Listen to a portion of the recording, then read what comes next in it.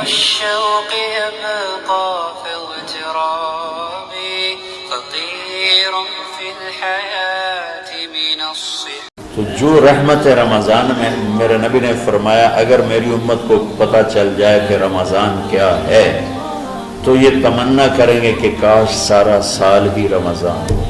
اچھا ایک صحابی آئے یا رسول اللہ میں تو مارا گیا. آپ نے کہا کیا ہوا؟ کہا میرا روزہ تھا میں بیوی کے پاس چلا گیا. آپ نے کہا تو پھر تو غلام آزاد کر کفارہ دے. کہا جی میں تو خود غریب آدمی ہوں غلام کہاں سے آزاد خریدنا پڑے. آپ نے فرمایا پھر آخر یہ کہ 60 روزے مسلسل رکھنے ہوتے ہیں جو کفارے کے ہوتے ہیں. وہ کہنے لگا ایک روزے چاہے کم کیتا ہے 60 روزے جو میں کی کریں. آپ نے کہا ادھر آ یہ کھجوریں لے جا اور 60 گھروں میں تقسیم کر دے. کہنے لگا یا رسول اللہ اللہ کی قسم مدینے میں مجھ سے غریب کوئی نہیں.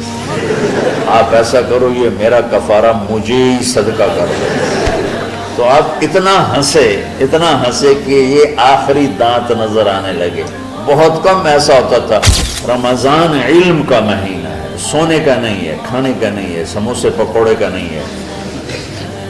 رمضان علم کا مہینہ. یہ رمضان کی سب سے بڑی تیاری مشکل کام آپ یہ سیکھ لیں.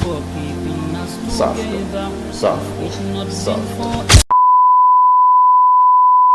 سارے مہینوں کے نام عربوں نے رکھے.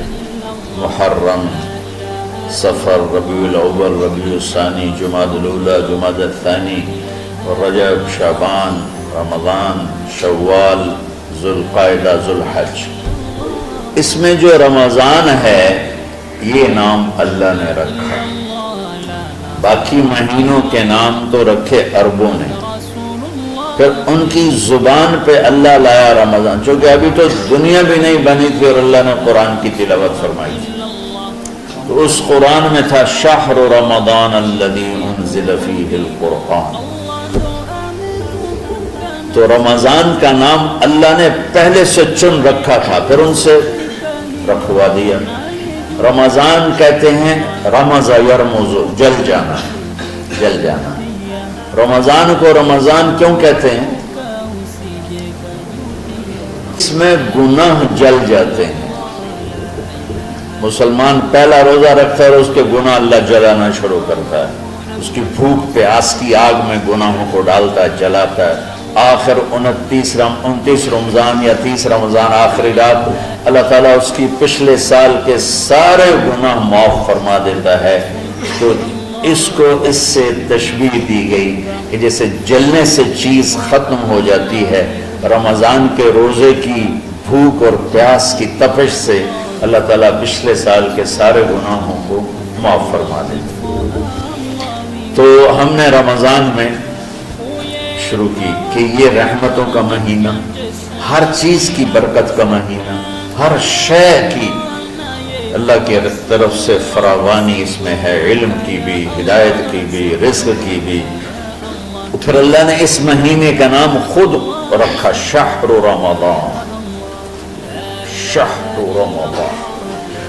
اس میں شب قدر رکھی, اس میں رات کی ایک نماز. اچھا پہلی امتوں پہ روزہ فرض تھا افطاری سے افطاری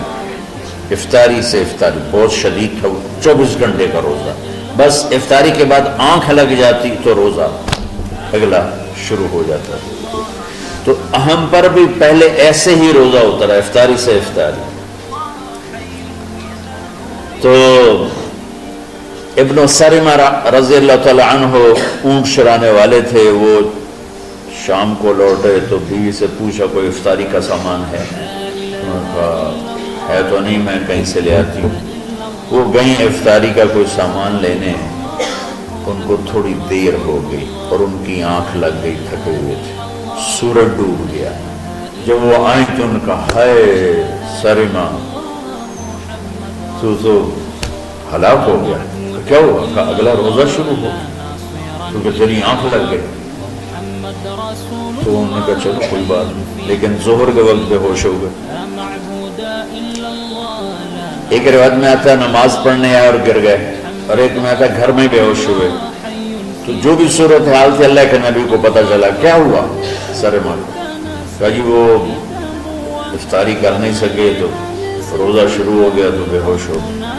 تو اللہ کے نبی رنجیدہ ہوئے تو اللہ تعالیٰ نے قرآن اتار دیا, چلو میرے محبوب ساری رات کھاؤ حتی یتبین لکم الخیط الابیض من الخیط الاسود من الفجر, کہ میرے محبوب صبح صادق تک آپ کی امت کو اجازت ہے کھاؤ. پہلی امتوں پر افطاری سے افطاری, لیکن ان کی نماز تراویح نہیں تھی.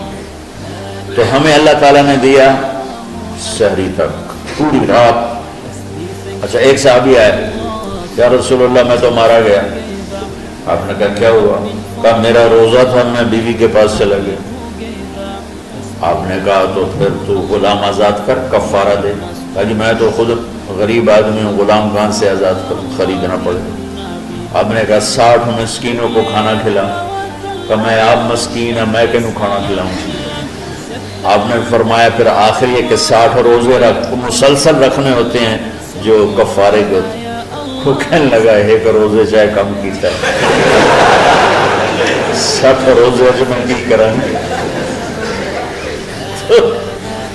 آپ نے فرمایا اچھا ٹھیک ہے بیٹھ جاؤ. بیٹھ گئے.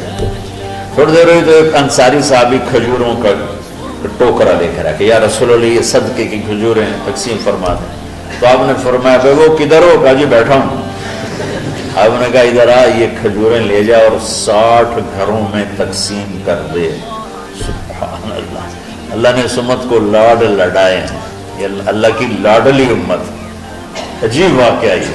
کہنے لگا یا رسول اللہ اللہ کی قسم مدینے میں مجھ سے غریب کوئی نہیں, آپ ایسا کرو یہ میرا کفارہ مجھے ہی صدقہ کر دو.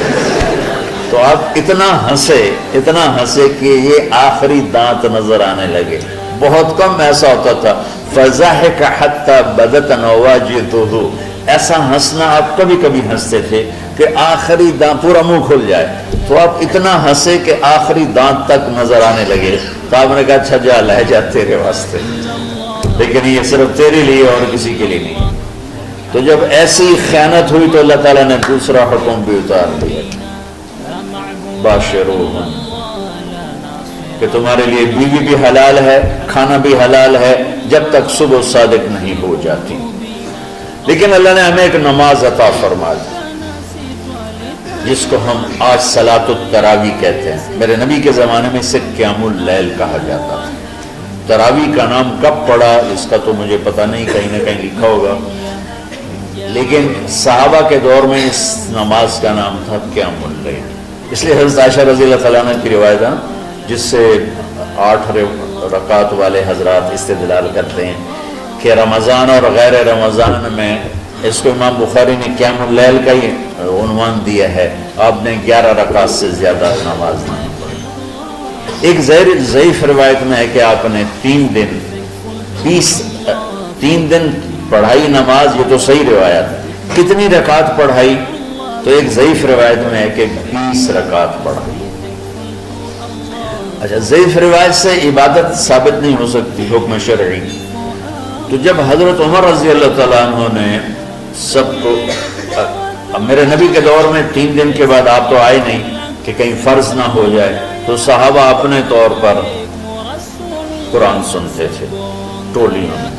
صدیقی دور میں 2 سال وہ فتنوں میں گزرا, تو اس